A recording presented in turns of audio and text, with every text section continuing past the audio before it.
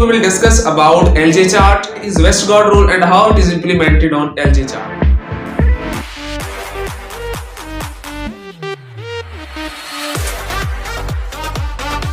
With the beautiful name of Allah, who is the most merciful and most beneficent, I hope all of you will good. I am Haris, and in this video we will discuss about LJ chart. We will see what is Westgard rule and how it is implemented on LJ chart. So before starting off LJ chart, we should know that why we draw LJ chart. First of all, we draw LJ chart for checking daily measurement of the controls. As before, from it we should know that all of the standard labs, जितनी भी standard labs होती हैं, वो before of the work at the start of the day her parameter का अपनी analysers पर, chemistry analysers पर, चाहे वो मैनुअल है चाहे वो ऑटोमेटेड है, कंट्रोल्स लगाते हैं.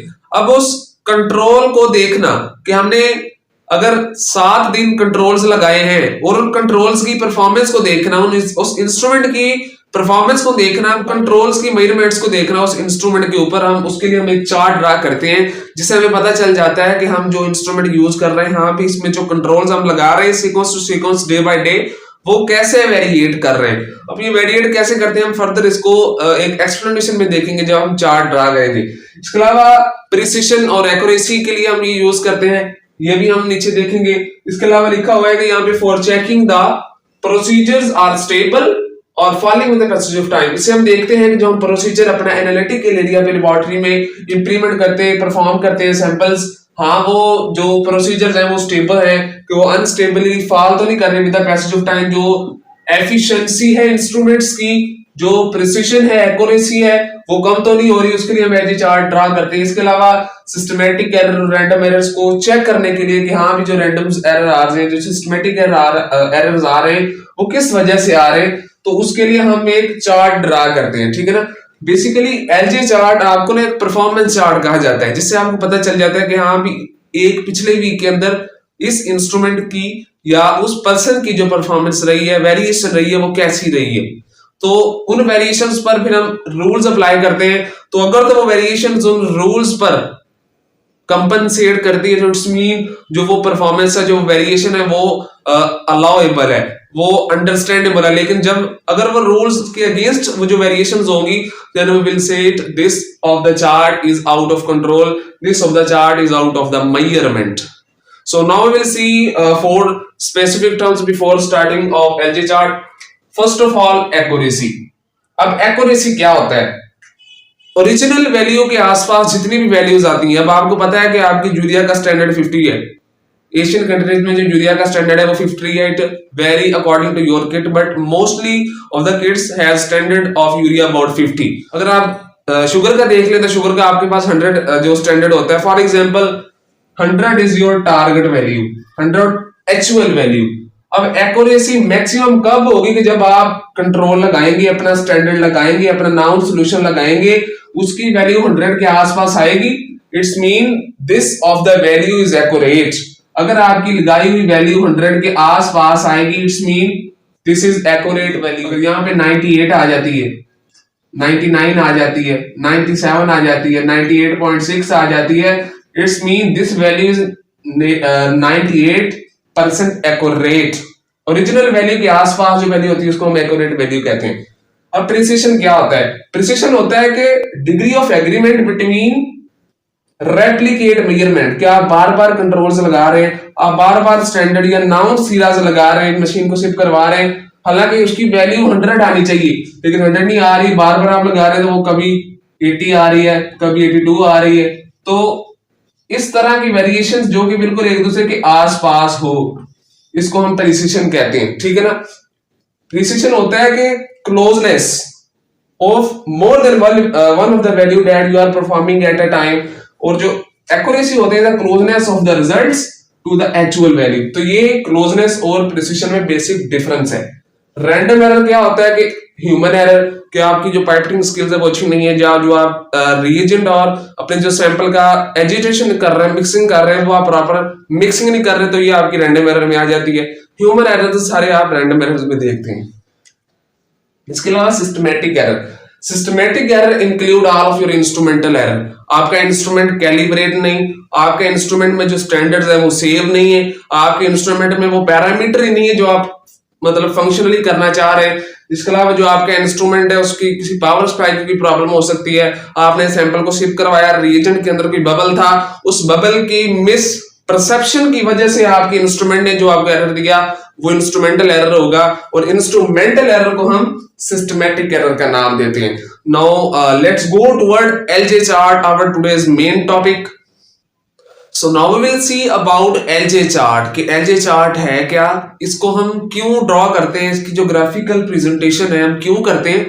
तो अब आपको पता है कि जब आप अपना काम केमिस्ट्री एनालाइजर पर या लेबोरेटरी के अंदर स्टार्ट करते हैं किसी भी इंस्ट्रूमेंट के ऊपर, किसी भी मशीन के ऊपर, तो before startup of your work आप उसका कंट्रोल लगाते हैं, आप चेक करते हैं, उसका स्टैंडर्ड लगाते हैं, आप उस मशीन का चेक करते हैं कि उस रेलिवेंट पर अगर आप शुगर का स्टैंडर्ड या कंट्रोल लगा रहे हैं तो जो आपको मेंशन वैल्यू कैटलॉगस में होती है, ब्रोशर्स में होती है, अगर वो वैल्यू आ रही है it's mean your machine is doing good.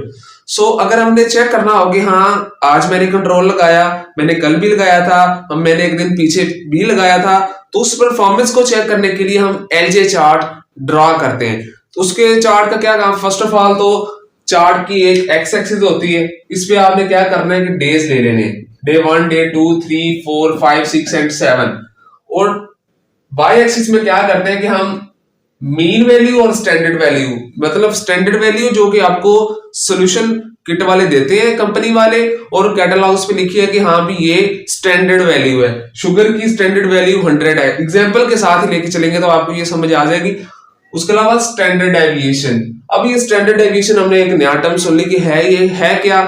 Standard deviation is the dispersion of value from actual value, मतलब स्टैंडर्ड वैल्यू से वैल्यू का डाइवर्ट हो जाना, चाहे वो स्टैंडर्ड वैल्यू से ज्यादा भी हो सकती है, कम भी हो सकती है। Standard deviation is the dispersion और deviation of the value from the actual, target और मीन और स्टैंडर्ड वैल्यू। तो ये सारी एक ही टर्म्स है, स्टैंडर्ड, मीन, एक्चुअल। तो डिस्पर्शन फ्रॉम एक्चुअल और target value is called standard deviation. Standard deviation हम एलजे चार्ट में +1 एसडी, +2 ऊपर वाली प्लस में ले लेंगे, नीचे वाली माइनस के साइंस में ले लेंगे, मतलब जो प्लस में डेविएशन आएगी वो स्टैंडर्ड से ज्यादा आएगी, और जो माइनस में आएगी वो स्टैंडर्ड से कम में आएगी। So let's go with an example. First of all हमें हमारे स्टैंडर्ड का पता कि जो हमारे पास ग्लूकोज है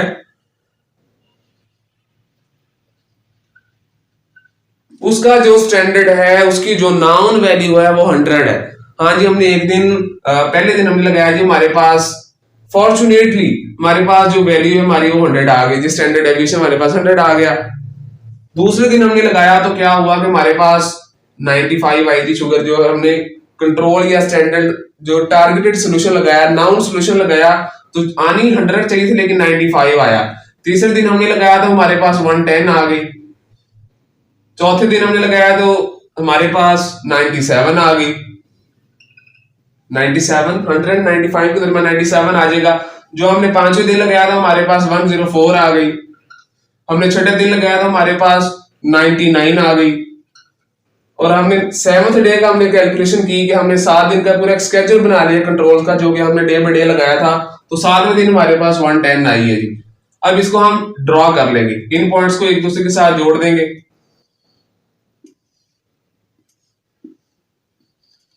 तो ये अब आपके पास एलजे चार्ट आ गया है। अब आपने अपनी परफॉर्मेंस देख ली कि हाँ भी एक दिन मैंने ये कंट्रोल आया था जो स्टैंडर्ड की वैल्यू, दूसरे दिन ये आई थी, तीसरे दिन जो मेरी वैल्यू आई थी वो ये आई थी, चौथे दिन ये, पांचवें दिन, छठे दिन और 7वें दिन। अब हमने चेक करना है कि ये जो वैल्यूज आई थी, हालांकि ये जो हमने कंट्रोल्स लगाए थे उनके रिजल्ट्स हैं, रिजल्ट्स तो मशीन ने दे दिए। अब हमने चेक करना है कि हाँ जो मशीन ने रिजल्ट जो दिए हैं वो करेक्ट भी दिए या नहीं दिए, तो उसको हम एक रूल से चेक करते हैं जिसको हम वेस्टगार्ड रूल के नाम से जानते हैं। वेस्टगार्ड रूल में कुछ ऐसी स्टेटमेंट्स हैं, कुछ ऐसे रूल्स हैं जिनके जरिए हम इस एलजे चार्ट की करेक्टनेस को, एक्चुअलिटी को, ऑथेंटिसिटी को देख सकते हैं। Westergaard rule is further divided into 2 rules, warning rule, rejection rule. इसका क्या मतलब है वार्निंग रूल का और रिजेक्शन रूल का? वार्निंग रूल का मतलब यह है कि अगर आपकी ये वाली चीज इस ग्राफ में अब ये चीज क्या है, ये हम इंप्लीमेंट करके मैं बताऊंगा।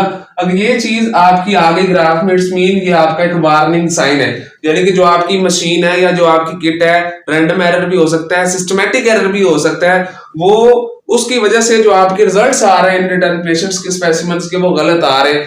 तो रिजेक्शन में वार्निंग में क्या होगा कि वो आपको एक अलार्मिंग साइन देगा कि हाँ अगर यहाँ पे तक आपकी वैल्यू आएगी तो वो एक वार्निंग है। रिजेक्शन में क्या होगा कि अगर ये वाली सारी चीजें इसमें रिजेक्शन में हमें मिल जाएंगे, ये सारे रूल्स हमें इस चार्ट पर इंप्लीमेंट अगर हम करें और हमें मिल जाए और तो हम कहेंगे कि ये जो चार्ट है इसमें हम जो कंट्रोल्स लगा रहे हैं वो रिजेक्टेड है, जो आपका इंस्ट्रूमेंट है वो रिजेक्टेड है। So first of all start with warning rule. This is 1SD 2SD rule. इसका क्या मतलब है कि अगर आपकी एक भी वैल्यू कंट्रोल की 2SD में आ गई तो ये एक वार्निंग रूल है। वार्निंग रूल मतलब आपकी ये जो 2SD में आपकी वैल्यू आ गई एक भी, चाहे वो प्लस में चाहे वो माइनस में, तो वो एक वार्निंग रूल है कि आप अपनी जो इंस्ट्रूमेंट है उसकी कैलिब्रेशन दोबारा करें, आप अपनी जो किट्स हैं उसको मजीद स्पेसिफाइड करके सेंसिटाइज्ड करके आप न्यू किट्स यूज करें। जो आप अपनी किट है वो कंटामिनेटेड हो सकती है जिसकी वजह से वैल्यू 2SD में जा रही है। एक भी वैल्यू 2SD में आ गई, चाहे इधर आ जाए चाहे इधर आ जाए, देख रहे हैं आपकी वैल्यू 2SD में आ गई है, तो ये एक warning.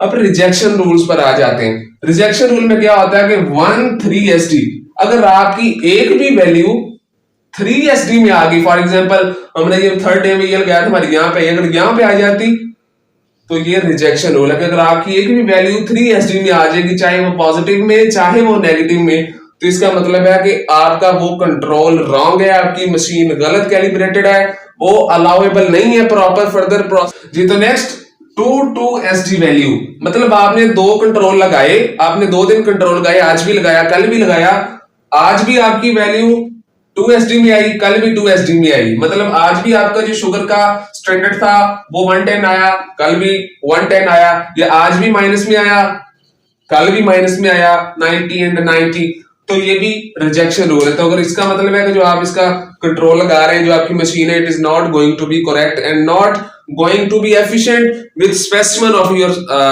Patient. So next one is R4SD। इसका क्या मतलब है? इसका मतलब है कि आपने आज कंट्रोल लगाया डे 1 तो वो 2SD में आ गया जी, 110 आ गया, कल आपने लगाया तो वो -2SD में। इसका मतलब ये है कि जो आपका प्लस एंड -2SD में कंसेक्टिवली आने वाली जो वैल्यूज हैं प्लस में और माइनस में, ये भी रिजेक्टेड रूल में है कि जो आपका कंट्रोल है वो रिजेक्टेड है, machine is not efficient to do further.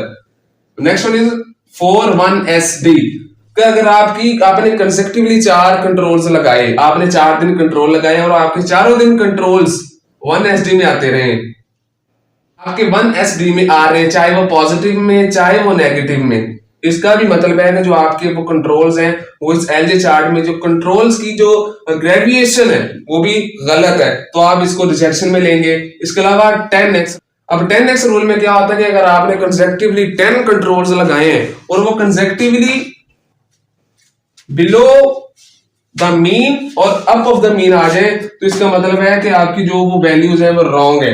तो ये सारे रिजेक्शन रूल्स को हम इस पर इंप्लीमेंट करके देख सकते हैं। How 11 genes can be read by Westgard rule and how Westgard rule give warning or rejection signs to LJ chart। तो इस LJ चार्ट से हम अपनी परफॉर्मेंस को चेक कर सकते हैं, अपनी लेबोरेटरी के अंदर अपने जो कंट्रोल्स हैं उनको चेक कर सकते हैं, आप जो पैरामीटर्स लगा रहे हैं उनके जो स्टैंडर्ड्स हैं उन स्टैंडर्ड्स की वेरिएशन को चेक कर सकते हैं। So this was all about LJ chart. I hope you get something new from this video. Thank you so much guys. See you soon.